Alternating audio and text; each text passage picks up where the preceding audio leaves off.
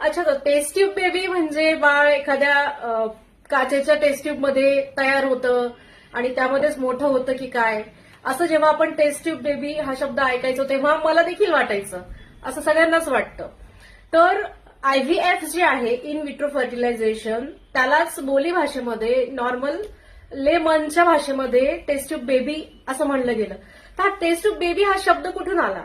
तर हा शब्द प्रचलित तेव्हा झाला जेव्हा 1970च्या उत्तरार्धामध्ये पहिल्या आयव्हीएफ बाळाचा जन्म झाला. तर टेस्ट ट्यूब बेबी ही एक नॉन मेडिकल टर्म आहे. तर सुरुवातीचे जे एक्सपेरिमेंट होते लॅबमधले, ते टेस्ट ट्यूब सारखे दिसणाऱ्या काचेच्या एका भांड्यामध्ये कंडक्ट केले जायचे. त्यामुळे हा टेस्ट ट्यूब बेबी शब्द प्रचलित झालेला आहे. पण ऍक्च्युली आता सध्या लॅबमध्ये हे जे इन विट्रो फर्टिलायझेशन आहे, आयव्हीएफची जी प्रोसेस आहे, ती पेट्री डिश मध्ये केली जाते, टेस्ट ट्यूब मध्ये नाही.